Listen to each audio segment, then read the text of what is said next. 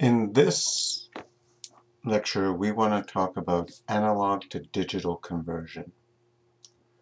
Essentially, your PIC is a voltmeter, and it can read voltages. It actually has 8 pins that can measure voltages for you. I call it a grainy voltmeter because it's 10-bit, and so when it reads a voltage, you're not always going to have the number as precisely as you might wish. So you might recall when we first started talking about digital input, when you had a button, could only read whether the pin was low or high. Otherwise, 0 volts, about 3.3 volts on our board. Since it only had 2 settings, 0 or 1, that's a 1-bit voltmeter. With ADC, it's 10-bit. 2 to the 10 is 1024. So between 0 and 3.3 volts, you can have 10 to the 24 values. On different PICs, you can have either more or fewer bits. 8-bit, 12-bit, 14-bit, 16-bit, they're all pretty common. The more bits means the finer or better precision that you have when you're doing this conversion. Now, it's reporting back to you a number between 0 and 1023. That's 10 to the 24 possible values. The formula to tell you what the voltage is, you would have to calculate yourself, but this is how the formula works. Take the value and multiply it by the upper voltage reference minus the lower voltage reference divided by 2 to the n is 10 here, right, plus the lower bound, which is 0. So we're using Vref plus as our 3.3 volts on the board, and Vref minus is 0. Right? The uncertainty is given by this little formula here. And again, we're using Vref plus is 3.3 volts and Vref minus is 0 volts. Excuse me. We can change these, and we'll see how you can change them later. Let's do a simple calculation to see how this works. If B was 215, the voltage we would read would be 215 plus a half times 3.3 minus 0 over 2 to the 10 plus 0. In other words, 0.6945 volts. The uncertainty would be 0.0016 volts. The voltage could be anywhere in that range, plus or minus. Now, on our PIC, 8 pins support ADC operations. They're labeled in the pinout diagram as AN followed by a number. AN2 and AN3 can be used to provide reference voltages that are not our 3.3 volts and 0 volts. Okay? But if you're using them as references, you can't use them for ADC. Let's have a look at the pinout diagram.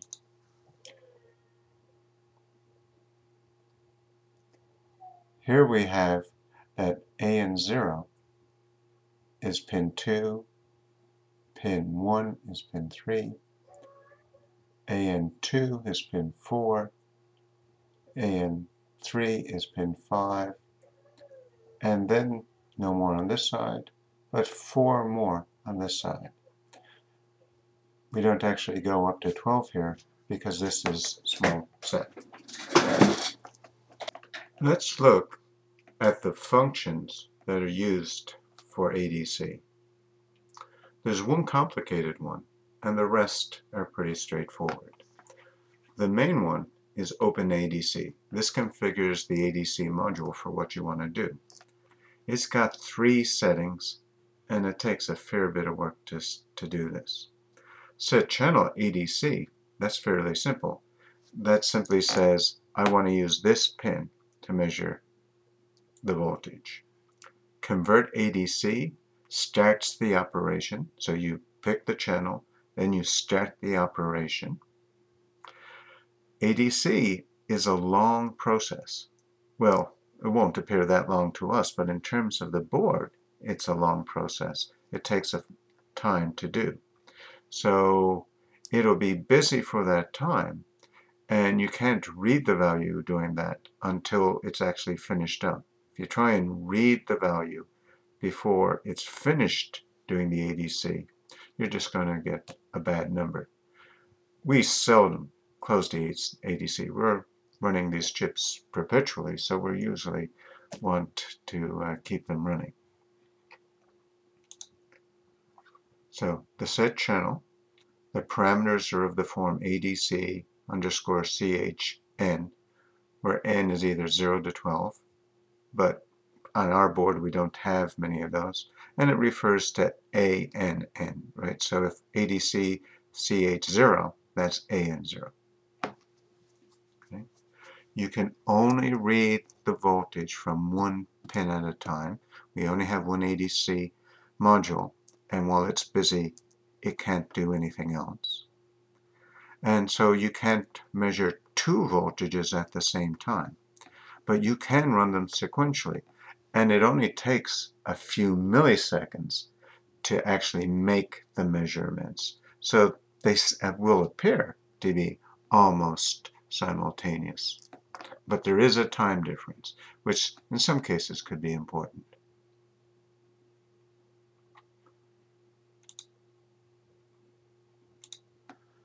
Now, back in this function, there's port config. This simply says which pin do you want to use for ADC, or which pins. That's determined by this table right here. And it's not simply that you want to say, oh, I want to use this pin and that pin. There's a predetermined order that you can use them in. Port config is a number between 0 and 15. If you had 15, well, you don't have any inputs. If we have 14, only AN0 is in use. You use 13, then it's AN0 and AN1, and so on, all down the line. You can see that in this setup, 0, 1, and 2, all the pins would be used as analog inputs. But of course, on our board, like, we don't have 5 and 6 and 7 and 10, I think. So we don't get all those choices. Back in this function, there's this parameter config too. Our choices in here, well, this one, we always have the interrupt off. This one is a little redundant. It just says which pin would be the default. Usually you're going to set it to something like 0. This is the important choices. You have to pick two of these, right? One for what your reference voltage positive is and what your reference voltage minus is. Okay? If we choose VDD, we're using the board high, about 3.3 volts. If we use VSS, then we're using ground, 0. But I can use other values using these two extra pins, AN3, AN2, which are VREF plus and VREF minus. We'll talk about them after we run through using these two. The next parameter we have to talk about is config.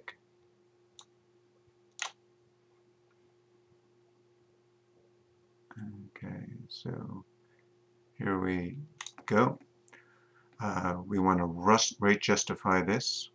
The settings in here that we want to use just simply say how much time are we going to allow for the ADC operation to work. It needs a finite amount of time, and changing the speed of your processor doesn't change that. So if we change the processor speed, that's what FOS means, this is saying how much time we're going to allow. There's also a little called sample and hold circuit that uses a capacitor in here and an RC timing circuit. And again, that's a fixed amount of time, and we have to allow enough time for that to fully charge. So, as I mentioned, ADC conversions take time. The settings for these will be I've already set out for you, and we've got a simple program that has a table to let you choose the right settings. So let's go and look at our project right now. Here's my project. Okay. Up here is the table I promised you. Right? It says FOSC. If you're running at 32 megahertz, which we won't, we've got to use ADC FOSC-N being 32.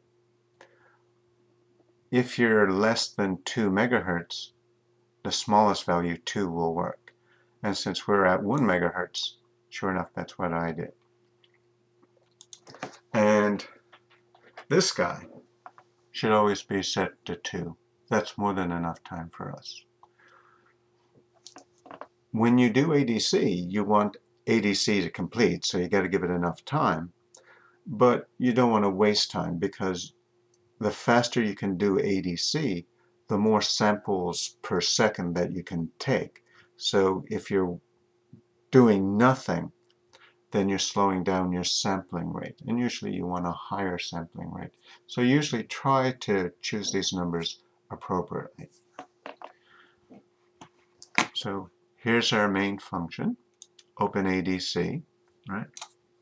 Okay. Settings and config2, so the default is 0. And I'm using positive reference as VDD, and the negative reference is ground. And because I chose 13, it means I'm picking the first 2 pins, AN0 and AN1. Inside the while loop, we can continuously measure those voltages.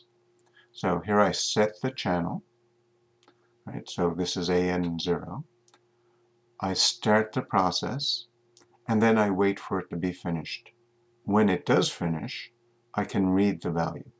It'll stay on, right? So it won't. I don't have to worry about when I read it. But usually you want to read it fairly quickly afterwards. This while busy, I could put in braces here and have other code that could do other things like monitor a button if I wanted to. For the simple program we're doing here, that's not a problem. So this seems fairly good, except in this sample ADC project, we're not printing out the results. So I need to modify this so that I print out the results. You'll need to modify it too. So let's take a little pause here while I modify the code, and we'll come back and look at that. Okay, here we are back again where I've modified the code so that I can print out the PuTTY. So added a few more libraries. Okay. Configured the USART at 9600 for 1 megahertz or default speed. Clear the PuTTY, wait for enter, get my values, but now print them out. And here's a delay, just because I don't want a very fast scrolling result. So this is here, right? Let's build it, make sure everything's working correctly. Okay. I'm going to load it on, and then I'm going to call up PuTTY. Okay, here's PuTTY. So if I hit enter, oh, I should mention that I've taken AN0 and plugged it into the positive side of the board, and AN1 I plugged into the ground side of the board. So my readings should be 10, 23, and 0. And that's what I'm getting. Now, one thing that I'd like to show you here, you'll notice that occasionally there's an occasional like 10, 22 in that list. That'll happen a bit. I'm going to remove one of the wires from ground, so AN1 from ground, and now the point is floating. And now you can see that I get different numbers. When it's floating, it's just reading random noise, and you can't trust those readings. So if you unplug it, it's not going to read ground, it's going to read some random number, or fairly random number. I'm going to plug it back in, back to 0. Okay, so if you're going to use ADC, make sure you've connected the wires, or the results will be random. So reading high and low on the board, that's fine, but we want something a little fancier than that. We want to read different voltages.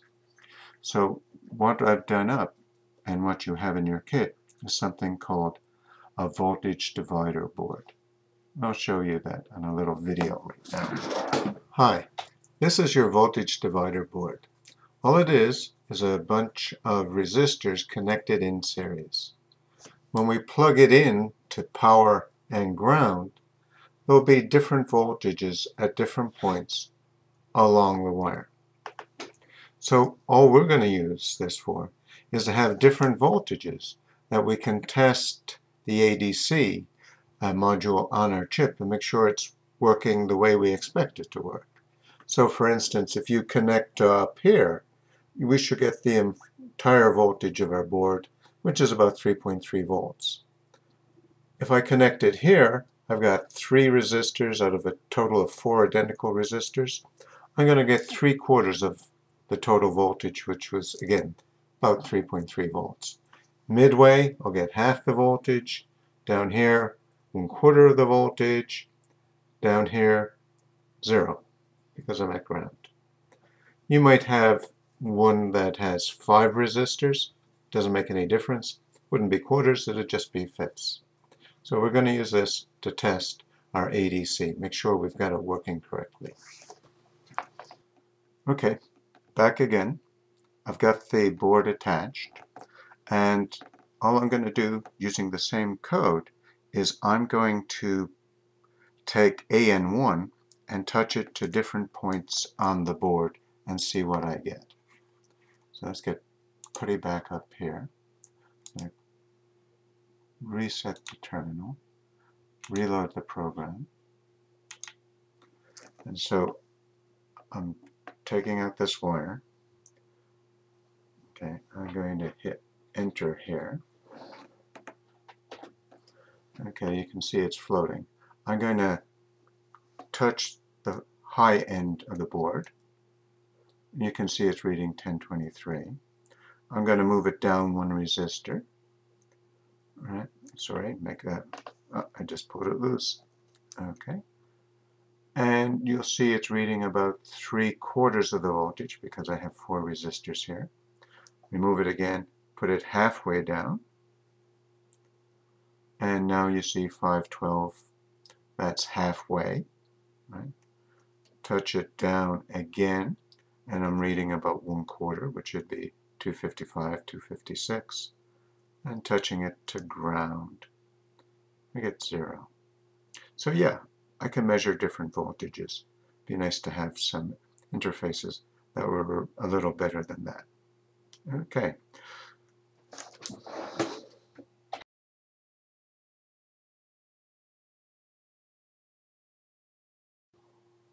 Here's my breadboard with the voltage divider attached to it. You can see this red wire is hot and this wire is ground.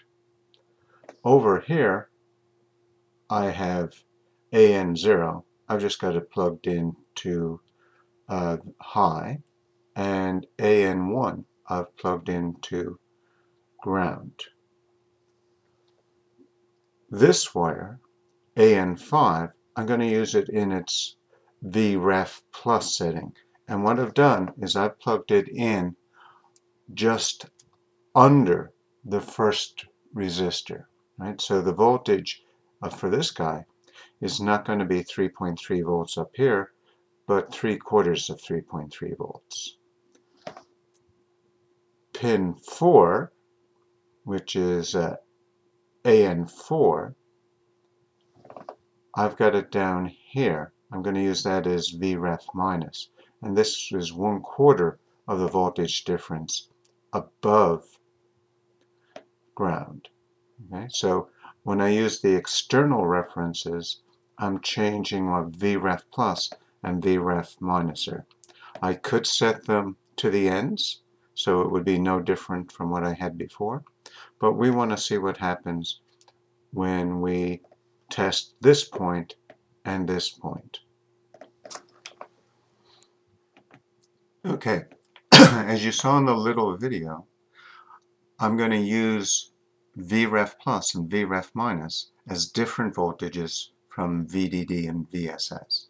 So we want to change our code and see what happens when we use the board. So all I have to do is for the plus a VDD, I'm going to change that to external. Here again, external. And as we saw in the video, I'm at 3/4 max for Vref plus and 1/4 max for the lower end. And I'm going to compile this. And I'm going to load it on to my board. And just like before, I'm going to take the low end and touch it to different places. So hit enter. Okay, I got it plugged into ground right now, so I unplug it, starts to float. I'm going to touch it to the high voltage, which is higher than the reference voltage. Again, it just reads 1023. When I touch it to where the reference pin is, 1023, in the middle, loose wires, got a connection problem here. My wire's not really long enough. Sorry for that. When I connect it between the two reference values, I get 512-ish midway. And then down, it's ground. When I actually touch ground, again, I get ground. Okay. So make sure my volts are setting, working my way up the board. Okay. Let's go back to the setup here and explain some of the things that we've done. Right? In a voltage divider circuit, like we've talked about, we have a bunch of resistors. The voltage at any point relative to ground is simply the ratio of the resistance to ground over the total resistance. I have 4 identical resistors, so that's why I was getting 1/4, 2/4, 3/4, 4/4 of the voltage. You might have a 5 resistor setup, so to be in fifths.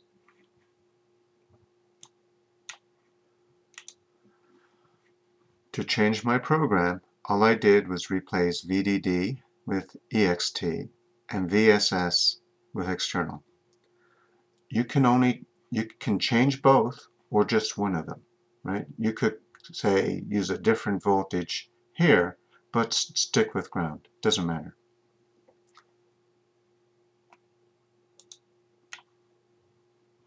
Okay, when you go back to the conversion formula to explain the numbers we're seeing, right? The Vref plus and the Vref minus you have to be between VDD and VSS. You can't use numbers outside the board voltages that can damage your PEC. Also, in the data sheet, it says the difference in the voltage between plus and minus should be probably greater than a volt. I think it actually says 2 volts, but I've never had any trouble using 1 volt. By having a smaller range here, right, my uncertainty actually has decreased. I'm more precise. So a common reason for doing this, changing Vref plus and Vref minus, is to get more precision out of your results. One last thing, what happens if the voltage is not in your reference range? So what if the input voltage you're measuring is greater than your Vref or less than Vref minus? Well, it still works, ADC still works, but you have a maximum value of 1023 for the first one and a minimum value of 0 for the second. That's the end of this lecture.